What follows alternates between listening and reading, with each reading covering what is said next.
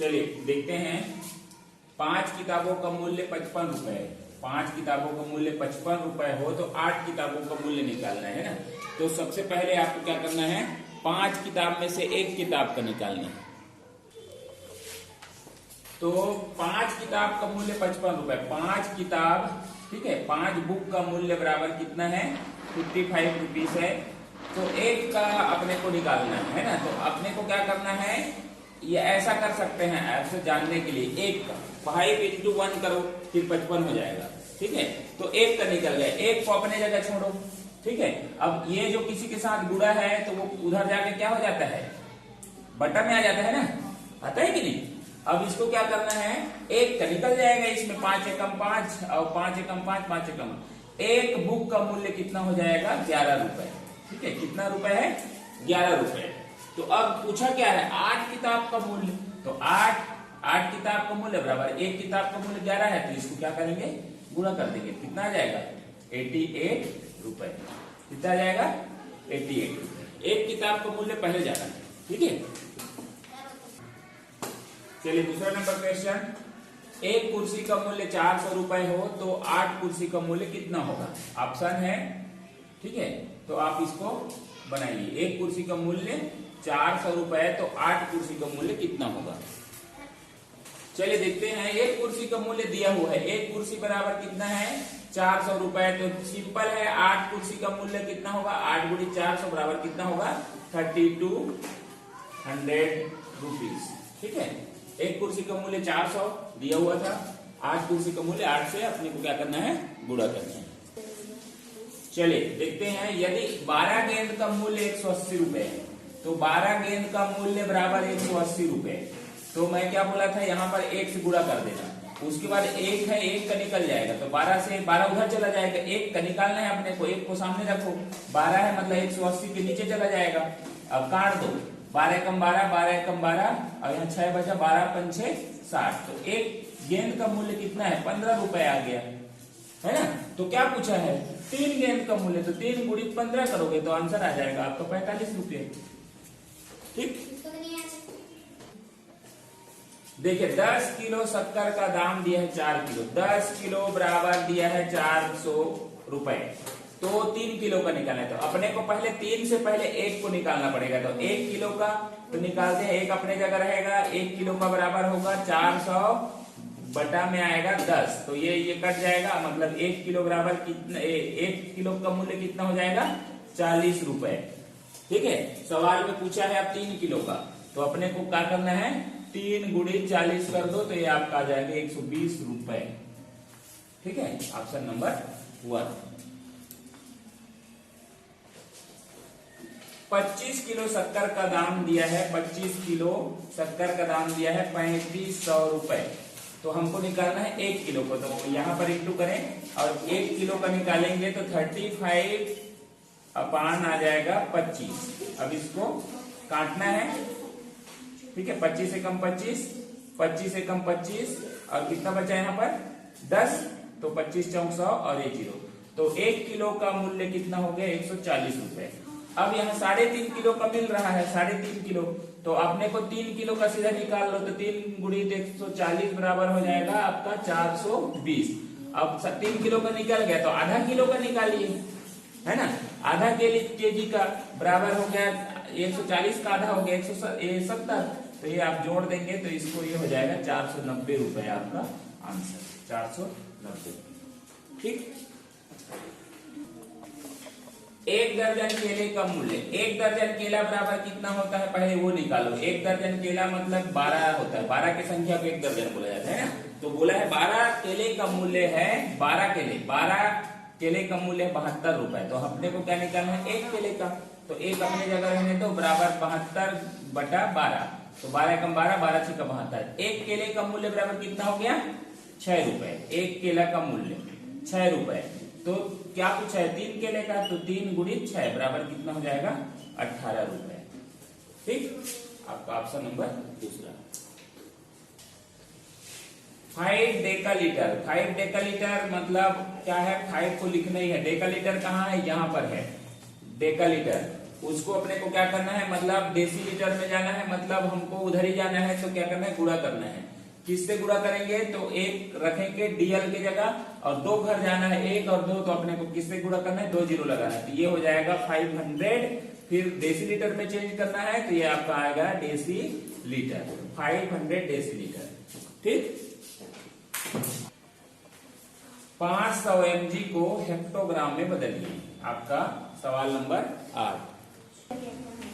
चलिए 500 mg को hectogram में बदलना है, तो हेक्टोग्राम है उधर लास्ट में mg, अब वहां से हमको उल्टा चलना है, मतलब हमको भाग देना है। तो देखिए 500 को अपने जगह लिख लीजिए, उसके बाद mg के बदले में आप 1 रखिए, और mg से कितना जा रहा है, 1 घर, 2 घर, 3 घर, 4 घर, 5वां घर जा रहा है, मतलब 5 जीरो लगा दीजिए। ठीक है, 5 जीरो लग गया। अब इसको सॉल्व करना है, तो आपको क्या करना है, 2 जीरो से 2 जीरो कट गया, ये कट गया। अब यहाँ पर बचा 5 और ये हो जाएगा आपका 3 जीरो, तो 5 के बदले में आप 5 है ऊपर शिफ्ट करना है, तो 1 लगा हुआ है, तो ये दूसरा, फिर इसके लिए तीसरा, और यहाँ पर 0.1 के लिए और 0, तो आपने को क्या आएगा 0.005। फिर हेक्टोग्राम में पूछा है, तो यहाँ पर हेक्टोग्राम आएगा, हेक्टोग्राम, तो आपका आंसर पहला। ठीक है, चलिए अब देखते हैं अपने को समय का माप, क्या करेंगे, समय। ठीक है, अभी देखो एक वर्ष में कितने होते हैं, वर्ष की बात करते हैं, तो एक वर्ष में कितने दिन होते हैं, 365 दिन, और एक तो होता है 366 दिन, है ना, 366 दिन। तो देखो 2 तरीका के वर्ष होते हैं, ये इसको बोलते हैं सामान्य वर्ष, और इसको बोलते हैं लीप ईयर। अब देखिए यहाँ लीप और सामान्य वर्ष वो वर्ष होते हैं जिसमें, देखिए हमारा पहले चीज आएगा मंथ, वर्ष के बाद अपन याद करते हैं, चलिए महीना, क्या याद करते हैं, महीना। फिर यहाँ पर अपन लीप ईयर को समझेंगे, महीना है ना, तो महीना कितने होते हैं, 12। अब 12 में देखो दिन भी लिखते जा रहा हूँ, साथ साथ लिखते जाना, दिन भी लिखते जा रहा हूं मैं। जनवरी कितने दिन का होता है, तो 31 दिन। फरवरी 28/29। अब ये फरवरी को ही मैं बताना चाह रहा था कि ये लीप ईयर क्यों होता है ना, तो देखिए जिस वर्ष फरवरी जो है 29 का होता है, उस वर्ष को ही लीप वर्ष कहा जाता है। ठीक है, क्योंकि एक दिन बढ़ जाता है, और सामान्यतः जो होता है सामान्य वर्ष होता है उसमें 28 दिन का होता है ना, इसी वजह से क्या होता है, लीप वर्ष होता है ना, 29 डेज हो जाता है, एक दिन बढ़ जाता है, तो वर्ष में भी एक दिन की बढ़ोतरी हो गया, तो ये लीप वर्ष कहलाता है। ठीक है, उसके बाद है आपका मार्च। देखिए मार्च कितने दिन का होता है, 31। अप्रैल आप लिखते जाइएगा, 30 मई, 31 जून, 30 जुलाई, 31 अगस्त, 31 सितंबर, 30 अक्टूबर, 31 और ये होता है नवंबर, 30 और दिसंबर 31। तो ये हो गया आपका महीना में 12 दिन, 12 महीना कितने दिन का होता है, ये आप लोग को याद रखना है।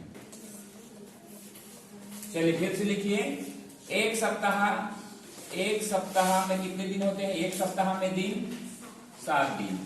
ठीक है, एक सप्ताह में 7 दिन। ठीक है, और एक महीना में सप्ताह कितने होंगे, सप्ताह होंगे 4। कितने होंगे, 4 सप्ताह, है ना। एक महीने में कितने सप्ताह होंगे, 4। ठीक है, अब एक दिन में कितने घंटे, एक दिन में घंटे कितने होंगे, 24। ठीक है, अब 24 घंटे हो गए, और एक घंटे में कितने मिनट, 60। एक घंटे में मिनट होंगे 60 मिनट। एक घंटे में 60 मिनट, तो एक दिन में मिनट की संख्या क्या होगी, एक दिन में मिनट कितने होंगे, तो 60 गुणित 24 कर दोगे तो आपको एक दिन में मिनट की संख्या निकल जाएगा ना। एक दिन में मिनट कितने होंगे, कितने मिनट होंगे, तो एक दिन में 24 घंटे, 1 घंटे में कितने 60 मिनट, तो 60 से आप पूरा कर दो 24 को, तो आपका मिनट की संख्या निकल जाएगी। 6 चौं 24, 2 और 6 दूने 12, 2 14, ये हो गया 1440 मिनट। ठीक है, मिनट की संख्या अगर पूछा जाए तो देखो सवाल कुछ भी पूछा जा सकता है ना, कुछ सवाल ऐसे होंगे जो एक एक नंबर का रहते हैं, एकदम इजी आपके उसमें माइंड में रहता है, ये सब करना है। ठीक है, 1 घंटे में चलिए अब 1 मिनट में कितने सेकंड होते हैं, सेकंड कितने हैं 60 सेकंड। तो अगर आपको निकालना है 1 घंटे का सेकंड निकालना है, तो 1 घंटे में सेकंड की संख्या सेकंड, तो आपने 60 इंटू 24 करना पड़ेगा। कितना है 60, पहले क्या है घंटा का निकालना पड़ेगा, तो 60 इंटू 60 करना पड़ेगा, घंटा का निकल जाएगा। फिर इसी को सेकंड निकालना है, फिर ये 60 से गुणा करना पड़ेगा, तो कितना हो जाएगा 3600 सेकंड। नहीं, ये 60 इंटू 60 करेंगे ना, तब तो 3600 सेकंड आएगा, 3600 सेकंड ना। ठीक है, चलिए अब समय के लिए हमको लिखा रहता है AM लिखा रहता है और PM लिखा रहता है ना, तो इसका मतलब क्या होता है, AM मतलब होता है एंटी मेरिडियन, क्या होगा एंटी मेरिडियन, और इसका मतलब होता है पोस्ट मेरिडियन, क्या होगा पोस्ट मेरिडियन। अगर हम हिंदी में बात करें, हिंदी में अक्सर जो हिंदी मीडियम है ना, तो हिंदी मीडियम में आपको दिया जाएगा, तो हिंदी मीडियम में क्या लिखा रहता है, AM मतलब होता है पूर्वान्ह लिखा रहता है, और इसका मतलब लिखा रहता है अपराह्न, क्या लिखा रहता है पूर्वान्ह और अपराह्न शब्द की इस्तेमाल किया जाता है ना। तो ये AM का फुल फॉर्म पूछा जा सकता है और PM का फुल फॉर्म तो आपको लिखना है ना। चलिए, तो AM को अपन बोलते हैं अंग्रेजी में एंटी मेरिडियन और PM को पोस्ट मेरिडियन, और इसको बोलते हैं पूर्वान्ह मतलब ये उल्टा रहता है। हम अगर देखो कंफ्यूज अगर करना है ना, तो यहीं पर कंफ्यूज हो जाओगे है ना। AM मतलब अपराह्न होगा ऐसा बोलोगे, A से A, तो ऐसा नहीं है, इसका जस्ट अपोजिट है। AM का मतलब होता है पूर्वान्ह और PM का मतलब होता है अपराह्न, और वो PM मतलब क्या होता है रात के कितना बजे से, दोपहर 12 बजे से रात्रि मध्य रात्रि के 11:59 सेकंड तक, और ये AM जो होता है वो 12 बजे सुबह ले हो जाता है वो, और दोपहर के 11:59 सेकंड तक। ठीक है, एक साथ बता रहा हूं। रेलवे जोन, आप देखे होंगे रेलवे का टाइमिंग कैसे रहता है, ट्रेन वगैरह बैठे होंगे ना, तो रेलवे का टाइम कैसे रहता है, तो रेलवे टाइम क्या लिखेंगे रेलवे टाइम।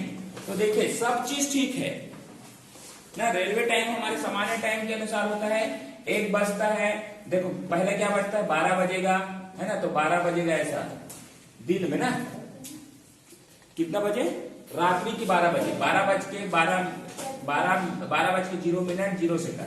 ठीक है, ये रात्रि का 12 बजेगा, रात्रि मतलब सुबह का, ये यहाँ सुबह हो गया। ठीक है, उसके बाद 12 के बाद दिन रात्रि का सुबह जो होगा ना, पहला घंटा होगा 1 बजेगा, 2 बजेगा, 3, 4, 5, ये मॉर्निंग का चल रहा है ना, मतलब AM चल रहा है, सभी में AM है। 5, 6, 7, 8, 9, 10, 11 और 12, ये 12 बज गया, दोपहर का 12 बज गया, ये यहाँ पर दोपहर हो गया है ना। अब जो है रेलवे वाला जो रहता है टाइमिंग, वो 12 के बाद ना, 12 के बाद 1 बजना चाहिए ना, 12 के बाद कितना बजना चाहिए 1, तो 1 नहीं बजता है, वो 13 बजता है ना, 13 बजता है। ठीक है ना, 13 बजता है, 13 बज के, तो 13 का मतलब ये है कि वो 1 बजा है, हमारे सामान्य जो रहता है ना, सामान्य टाइम में वो 1 बजा हुआ रहता है ना। तो 13, फिर 14 बजेगा, ठीक है, फिर 15 बजेगा, 16 बजेगा, 17 बजेगा, 18, 19, 20, 21, 22, 23 और 24 नहीं बजता है, यहाँ पर 24 नहीं बजता, 00 बजता है। ठीक है, क्या बजता है 0000 सब हो जाएगा, 0 घंटा, 0 मिनट और 01 सेकंड, ऐसा 30 सेकंड 60 सेकंड हो जाएगा, फिर यहाँ मिनट आ जाएगा 1 मिनट। ठीक है, 01 मिनट ऐसा। तो ये रेलवे टाइम है ना। जैसे ही 12 बजे का रात्रि का ना, तो आपका क्या बजेगा, 0 घंटा बजेगा, 00, फिर 00 मिनट, फिर 1 सेकंड। 1 सेकंड से चालू होगा। जैसे ही ये 60 सेकंड हो जाएगा तो यहाँ 59 के बाद, यहाँ जैसे ही 59 हो जाएगा, 59 के बाद यहाँ पर क्या हो जाएगा, 1 मिनट हो जाएगा। ठीक है, 1 मिनट है ना, जब जैसे ही 59 मिनट हो जाएगा तो यहाँ पर 1 घंटा हो जाएगा। मतलब क्या बच जाएगा, फिर 1 बच जाएगा। ठीक है, 12 के बाद 1 बचता है ना, तो 24 नहीं बजा, 23 बचता है ना।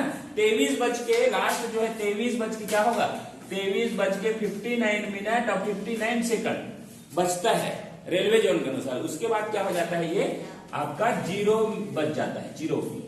ठीक है, 001। तो ये है आपका रेलवे टाइम। अब रेलवे टाइम को आपको बदलना है। मान लो ऐसा सवाल दिया गया, एक आठ सवाल है, छोटा सा सवाल, कि क्या दिया है आपको, 20 बजा है, 20 बज के 30 मिनट और 30 सेकंड को, या 0 सेकंड चलिए रखिए, 0 सेकंड को 20 बज के 30 सेकंड को सामान्य समय में लिखा जाएगा। सामान्य समय है ना, सामान्य समय में लिखा जाएगा। तो क्या लिखा जाएगा, एकदम सिंपल सवाल ना, लिखा जाएगा। तो ऐसे सवाल भी पूछा जा सकता है ना। तो इसलिए रेलवे जोन के टाइम को सामान्य वर्ष में कैसे चेंज करेंगे, सामान्य टाइम में कैसे चेंज करेंगे, उसको भी जानना ही है, क्योंकि एक एक नंबर का सवाल है, छोटा छोटा सवाल है, आपको समझना है। तो इसको कुछ नहीं करना है, आपको क्या करना है, जो भी समय दिया रहेगा 20 बज के 30 मिनट है, उसमें से अपने को क्या घटा देना है, 12 घटाना है। क्यों 12, क्योंकि 12 के बाद तो बजे ही नहीं है ना, 12 के बाद 13 बजे है ना, तो इसलिए इसमें से आप 12 को आपको 12 बजे से घटाना है। तो यह आ जा रहा है 30, और यहां से 10 में 2 गया, 10 में 2 गया 8, तो 8 बज के 30 मिनट को हम क्या बोलेंगे, 20 बज के 30 मिनट। ठीक है, सभी में आप कितना भी पूछा जाए ना, उसमें से आपको 12 घटाना है। ठीक, चलिए इसका एग्जाम्पल अपन देख लेते हैं। एक एग्जाम्पल से बताओ कि अगर लिखा है 16 बज के 45 मिनट 30 सेकंड, या चले 30 सेकंड नहीं है तो इतना है, को सामान्य समय होगा, का सामान्य समय होगा, का सामान्य समय में लिखा जाएगा। सामान्य टाइप का हम लोग लिखते हैं ना, साधारण जो समय है उसमें कैसा लिखा जाएगा, सामान्य समय में लिखा जाएगा। इसको बनाइए,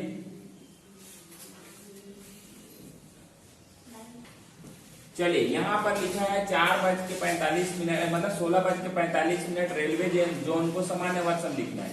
तो हमारा ट्रिक्स क्या है, हम माइनस करते हैं 12 से, है ना, 12 से करेंगे तो 45 अपने जगह उतर जाएगा, और ये अपने जगह, और 6 में 2 गया 4, 4 बज के 45 मिनट को हम क्या बोलेंगे, 16 बज के 45 मिनट। ठीक है, सवाल नंबर नेक्स्ट है, 1 नंबर सवाल आपको करना है, दोपहर बाद। चलिए इसको अपन नहीं लिखते, एक नया वीडियो में बनाएंगे पूरा। अब हल करते हैं ना।